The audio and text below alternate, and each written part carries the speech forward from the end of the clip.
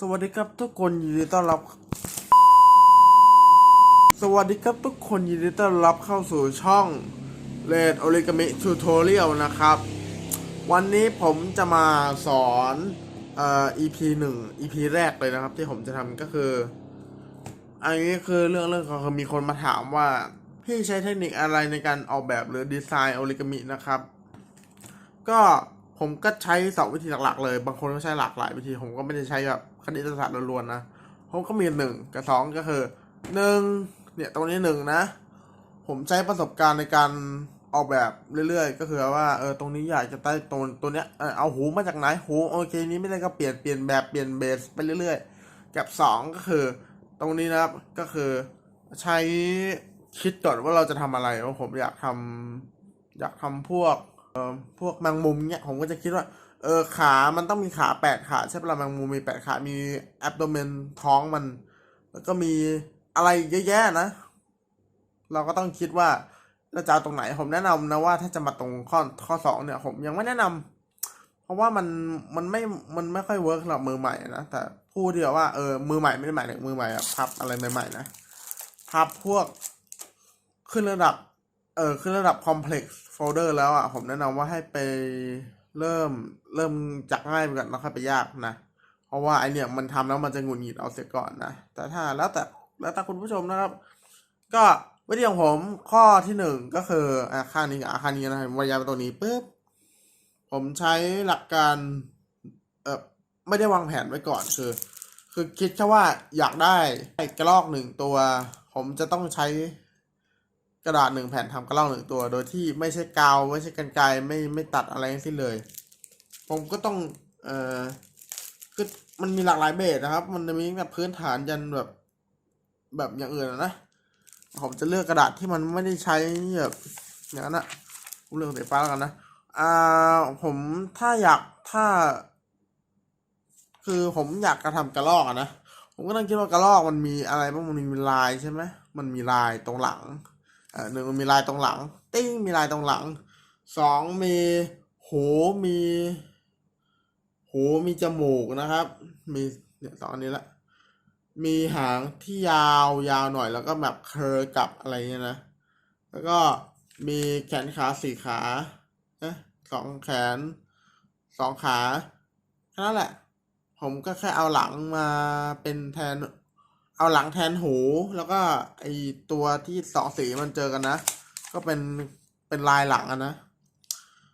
ผมก็จะเริ่มเลยนะผมจะลองพับครึ่งดูนะอันนี้คือประสบการณ์ใหม่ๆเลยนะที่ผมเพิ่งจะทำมานะก็ผมก็จะไม่ได้สอนขนาดแบบเชิงลึกว่าจะต้องพับตามนู้นทำนี่ทำนั้นนะผมจะบอกแค่ว่ามันทำอะไรได้บ้างผมไม่พูดทำเลยละผมก็เริ่มออกแบบแล้วล่ะนะ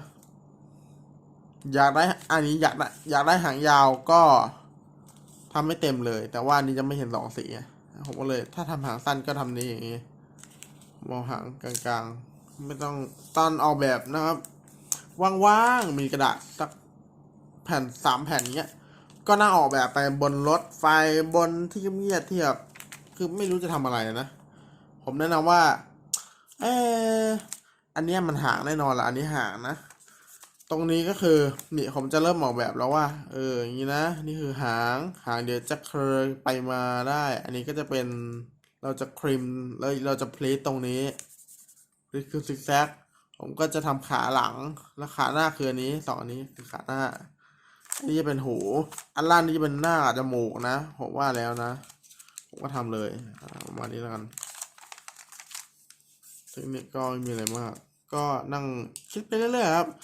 คิดไม่โอเคก็เลิกทำใหม่ ผมก็ทำกันตลอดแหละ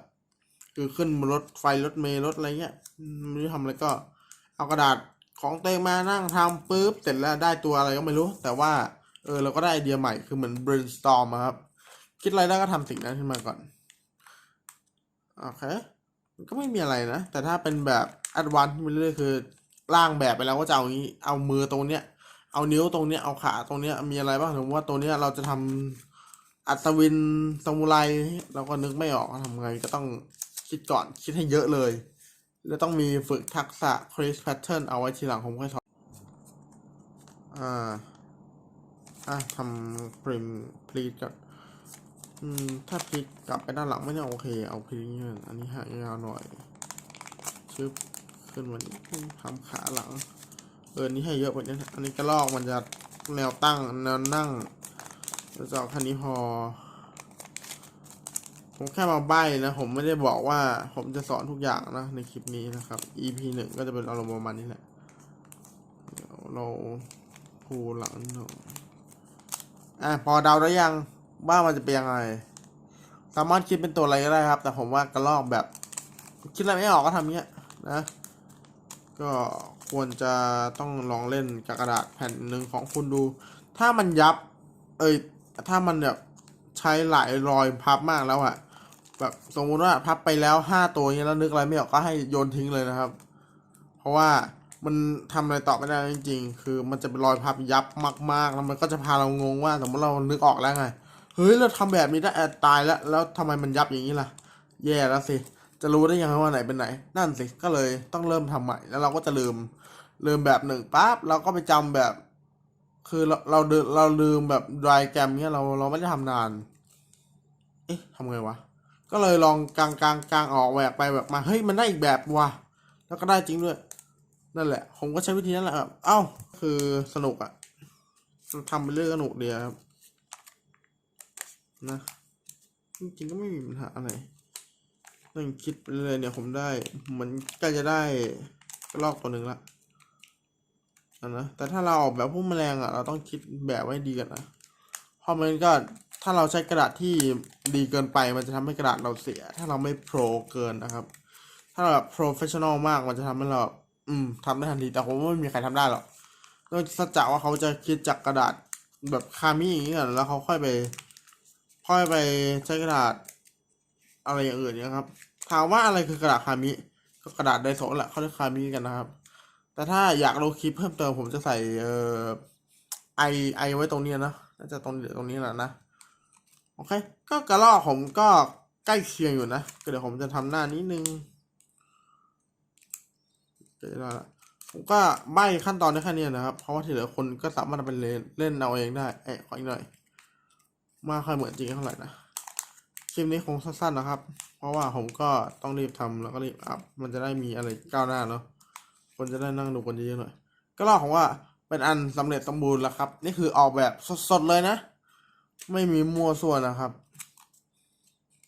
การทับกระดาษไม่มีผิดมีถูกคุณจะขยำและกางออกแล้วทำอย่างอื่นก็ได้ไม่ผิดแต่ถ้าเราไปตีโพยตีพายแล้วโวยวายเนี่ยมันจะผิดนะครับก็ได้อีกกระรอกตัวหนึ่งก็ขอบคุณสำหรับคลิปนี้นะครับขอให้เป็นประโยชน์สำหรับใครหลายๆคนที่อยากจะทำแล้วก็นึกไม่ออกว่าจะทำไงไม่รู้จะเริ่มต้นไงผมก็บอกใบไปให้หมดแล้วเกินผมก็ไล่ไปหมดแล้วก็จบแล้วครับขอบคุณครับ